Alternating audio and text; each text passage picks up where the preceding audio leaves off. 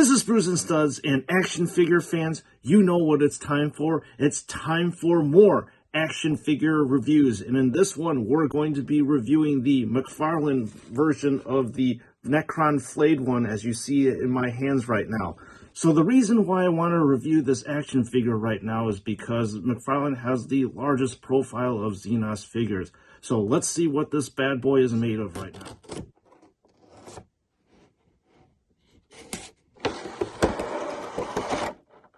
Alright folks, now that the Necron is unboxed, we shall begin the review by reviewing the painting quality and then moving on to taking a look at the articulation and anything else that may come afterwards.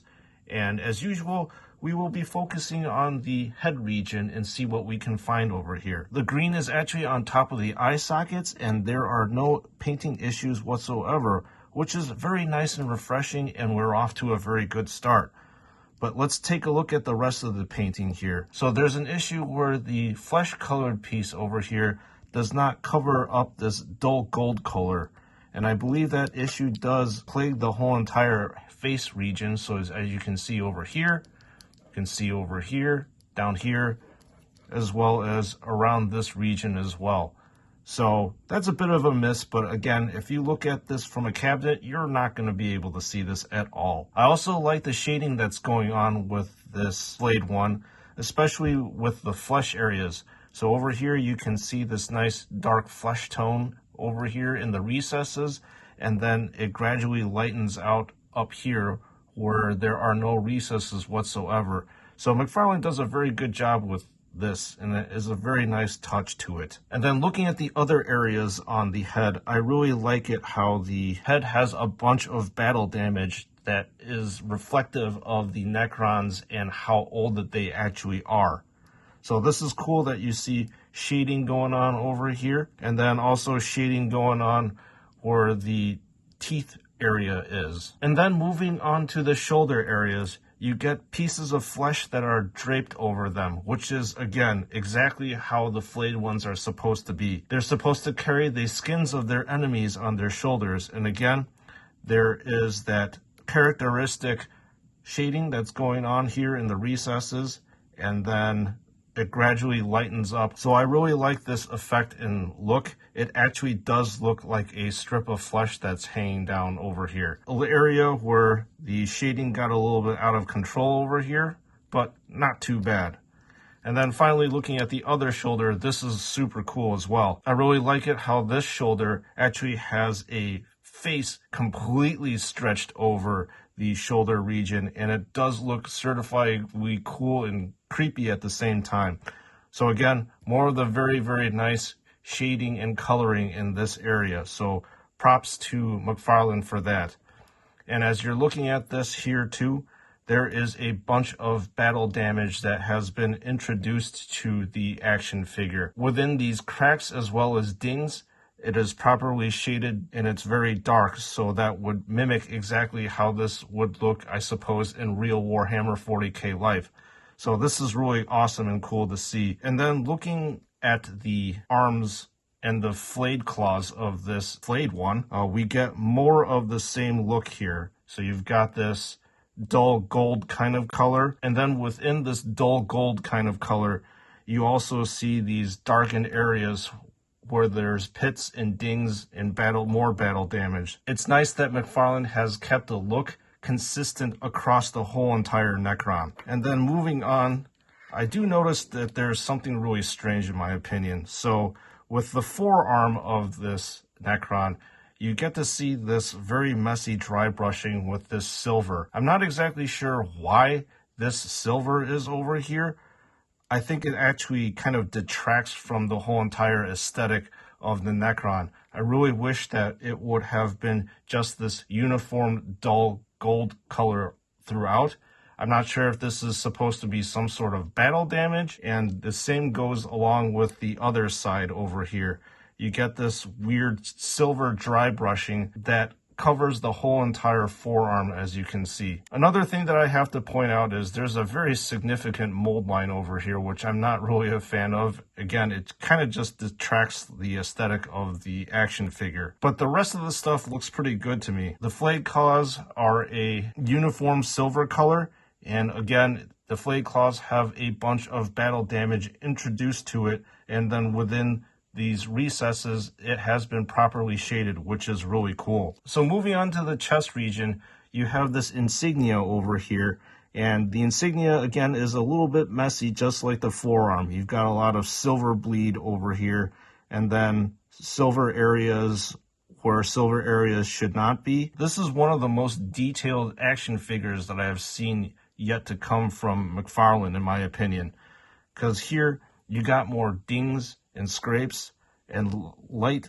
dents over here, but I really like this aesthetic that is going on. It looks certifiably old and really cool. Here there are no painting issues that much when you're looking at the chest cavity regions. The black painting in the dark areas are really nice and actually stay within these cavities. And then moving on to the torso and lower body region, there is a very prominent mold line over here, which I really think that detracts the look and the aesthetic of this Necron. I really wish that this was not here.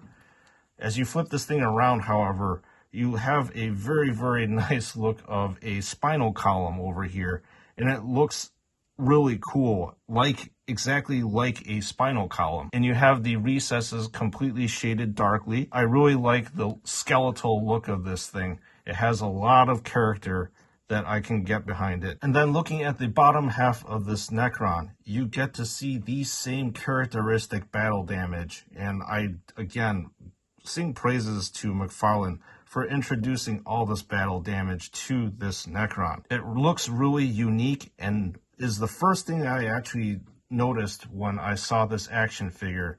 It stands out very, very nicely. And then looking at the bottom portion of this Necron, again, just like with the forearm region, I'm not exactly too sure why this region has a bunch of silver dry brushing to it. Same thing with this area too. I think it, again, detracts from the overall aesthetic of this Necron. It would have looked perfectly fine, in my opinion, that the Necron would have just had this dull gold kind of color. Another thing that I wanted to point out too is that I really like the asymmetric look of this Necron. So you've got this upper thigh region over here that is super thick looking, and then when you're looking at this area over here, there's a pipe that's not here, and this looks a lot thinner. And this kneecap area has this really cool wiring effect going on that is not present in this area at all. So there is a lot of uniqueness in this action figure. Now that we have taken a look at the painting and overall aesthetic of this Necron, let's take a look at the articulation. So let's just start out with the head as usual. So the head is able to rotate about 180 degrees up like this, but it is blocked by the shoulder area as well as the chin, and the same goes over here. It is blocked by the chin as well as the shoulder region. This thing is also capable of making micro movements up and then making movements down, and then it can look over here and it can look over there. So there is a good amount of rotation that you can find with this head, which is very good so that you can pose it. And since this thing is so skeletal, this has a very large range of motion compared to your average Space Marine. Another thing too is because this thing is so skeletal, you're able to see the ball and joint sockets over here. So within this area, in the shoulder region, this is capable of 360 degree rotation, and the rotation is very fluid. And then here you have another joint where you can actually rotate this about 90 degrees here. So there's a lot of mobility with this Necron. And then at the elbow region, there's a ratcheting mechanism that you can go 90 degrees like this, and then 90 degrees back. And then finally, with this arm region, you can have 360 degrees rotation about the wrist. You can also rotate this in right here about this joint. So with regards to the flayed claws themselves, this thumb area is not opposable, so it's static. And then contrary to how this looks, the only area that actually is able to pivot on this Necron is this area right here. So this moves in as a set, and this is a separate area that you can move in. Unfortunately, it doesn't move that much. This is pretty much the full range of movement for the top area, like this. And then the bottom area actually has a little bit more motion than the top. And pretty much the same goes with this side. Now, if you're looking at the torso region, again, this ball and joint socket you can see here, you can rotate this around 360 degrees, as you can see here. And then about this area is also another ball and joint socket, 360 degrees rotation easy. And then with the hip area over here, there's a ratcheting mechanism too that helps the action figure lock positions in place, 360 degree rotation. Very fluid, very easy. There's nothing blocking it. And then with the knee area, it's 90 degrees, ratcheting mechanism as well. With the ankle area, there are two areas. You can rotate this top area 360 degrees. You can rotate this bottom ankle area 360 degrees, as you can see here. Not only can you do that, you can rotate this up as well. And then finally, with the toes, there is a joint over here that allows for stability when you're posing. So this is probably one of the most fluid and most dynamic action figures that in the Warhammer 40K universe that McFarlane has produced. The range of motion on this thing is unparalleled compared to some of the other action figures that they've come out with. And the only other thing to do now is finally to give this Flayed One the rest of its spine. And there is basically a peg that you put this in, and it's simple. Put it in like that, and we have a completed Necron. And so, folks, that is the review of the Necron, as well as highlighting the articulation. And let me close this one out with my final thoughts. All right, action figure fans, what do I really think of this Necron Flayed One?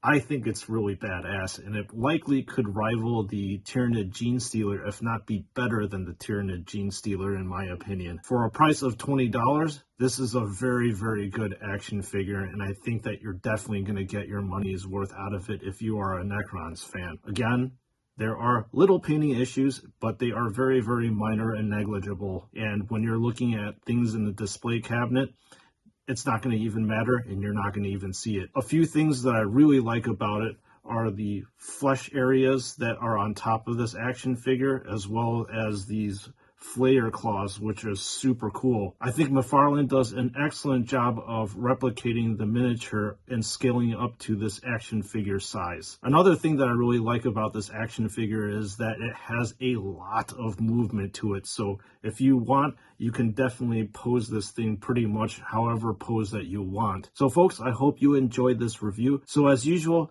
thank you so much for watching. Your support is very, very much appreciated. And I will see you all in the next one.